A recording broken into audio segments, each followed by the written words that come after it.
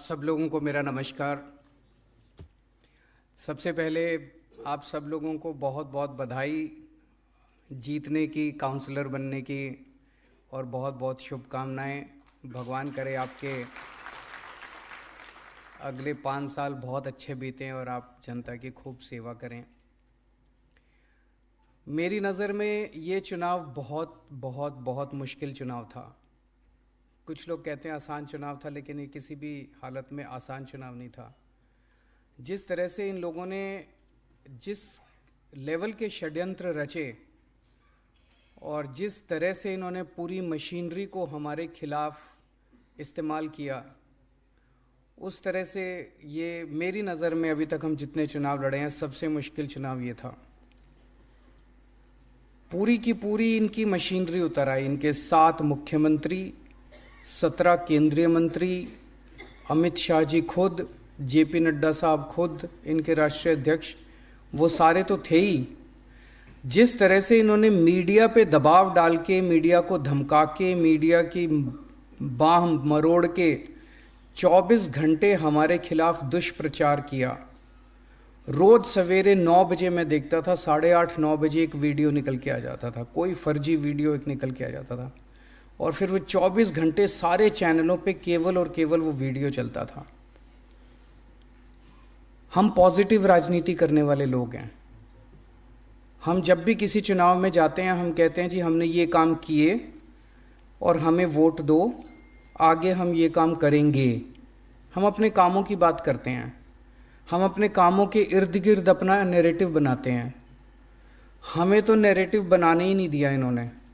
हम सोचते थे हम 10-11 बजे प्रेस कॉन्फ्रेंस करके आज ये कहेंगे कि हमें वोट दो, हम कूड़े के पहाड़ हटाएंगे।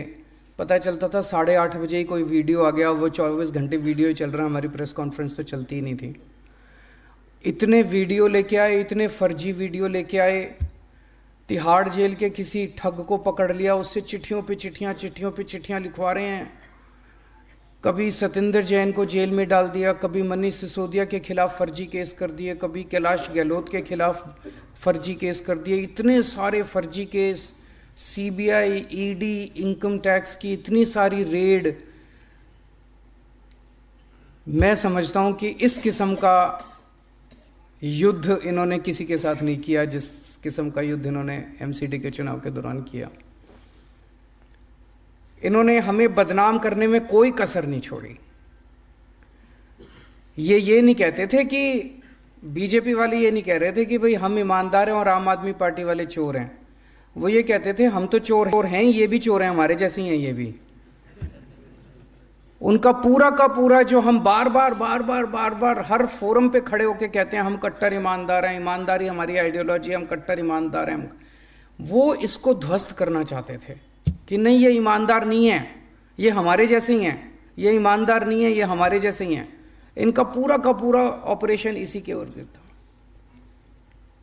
पर जनता को बेवकूफ़ थोड़ी बना सकते हो।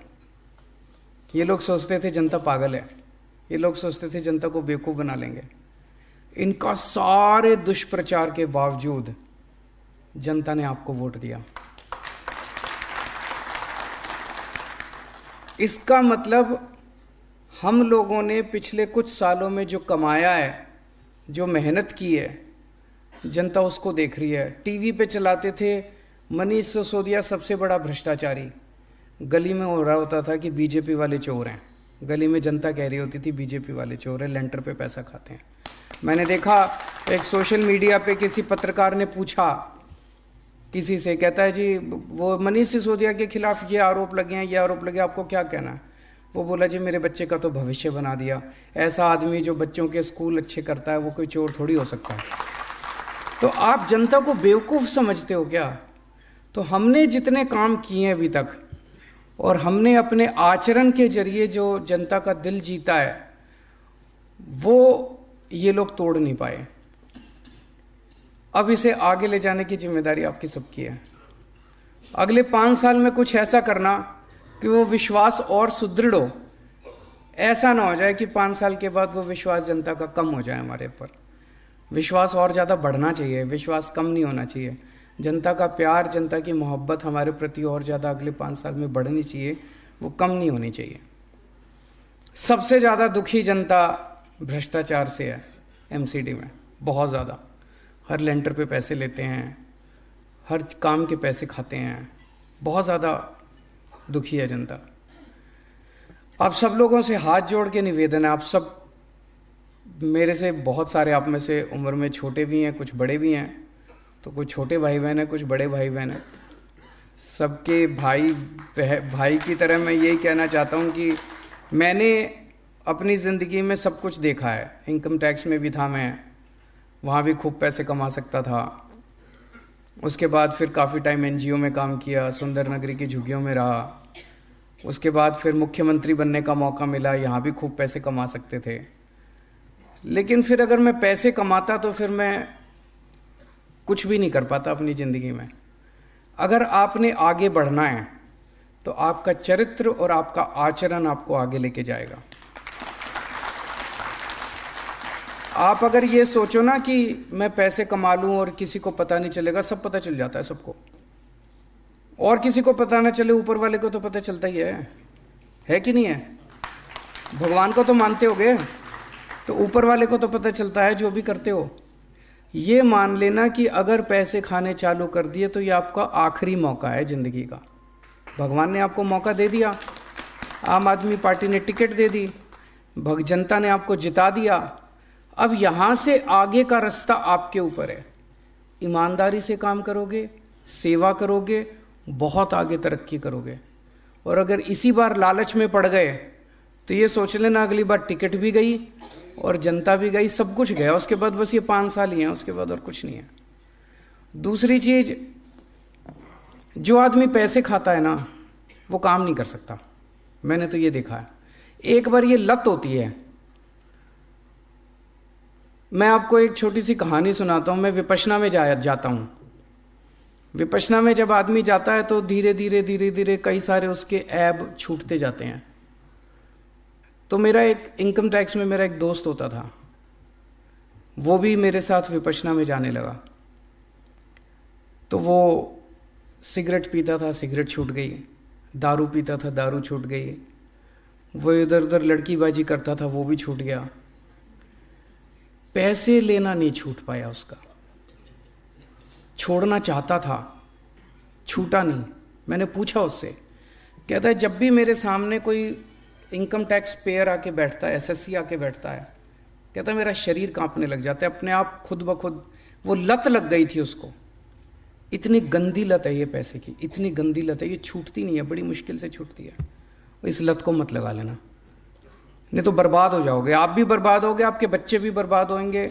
ये सीबीआई ईडी वाले तो बाद में आएंगे, वो तो बर्बाद करेंगे ही करेंगे, जेल भी जाना पड़ेगा, सब कुछ बर्बाद, इज्जत भी जाएगी, सब कुछ खराब होएगा, लेकिन आप भी बर्बाद हो जाओगे। और दूसरी तरफ अगर आपने ईमानदारी से काम किया, आज मनीष सिसोदिया ने, हमने, सब लोगों ने ईमानदारी से काम किया है, तो इतने बड़े षड्यंत्र के बावजूद भी कोई हमको बेईमान नहीं मान रहा। कह रहे हैं जी ये ईमानदार लोग हैं जी। और अगर आपने पैसे लेने चालू कर दिए तो इज्जत भी जाएगी, सब कुछ जाएगा। फिर जनता आपके साथ, कोई आपके साथ खड़ा नहीं होगा। और आपके परिवार वालों को जो दुर्गति होती है, आप तो की तो होगी, परिवार वालों की जो दुर्गति होती है वो बहुत ज़्यादा होती है। और इसके काउंटर में अगर आपने ईमानदारी से काम किया तो उसका जो सुकून मिलता है, बहुत ज़्यादा सुकून मिलता है, बहुत ज़्यादा शांति मिलती है, जनता की इज्जत मिलती है, बहुत इज्जत मिलती है। आप बाहर निकलो, जनता इज्जत करती है। और आदमी ज़िंदगी में चाहता क्या है? आप जितने लोग यहाँ बैठे हो, कोई ऐसा नहीं है कि भाई किसी के घर खाने के लाले पड़े हों।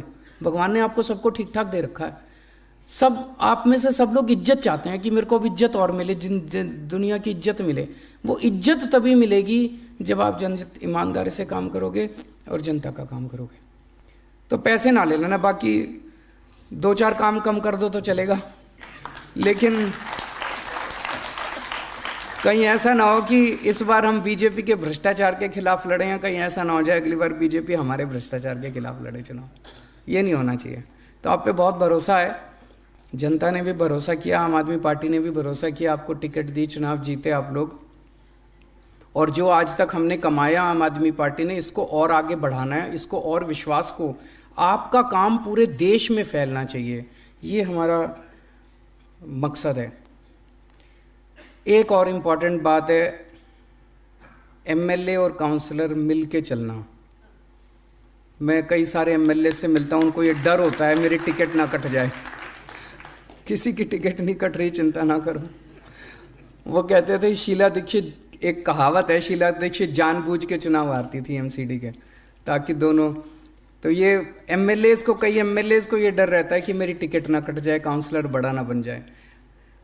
आप सबको पता है कि हम सर्वे पे देते हैं टिकट। एमएलए की टिकट भी सर्वे पे मिली, काउंसलर्स की टिकट भी सर्वे पे मिली। अगर दोनों बना के चलोगे तो काम 10 गुना बढ़ेगा, खूब काम होगा, पॉजिटिविटी फैलेगी, और पॉजिटिविटी फैलेगी तो अपने आप सर्वे में एमएलए का नाम आ जाएगा। और अगर आप लड़ाई करोगे तो एमएलए सोचेगा मैं इसके काम ना होने दूं, वो सोचेगा मैं एमएलए के काम ना होने दूं। ना तो एमएलए का सर्वे अच्छा आएगा और ना काउंसलर का सर्वे अच्छा आएगा, दोनों अपने हाथ काट लोगे।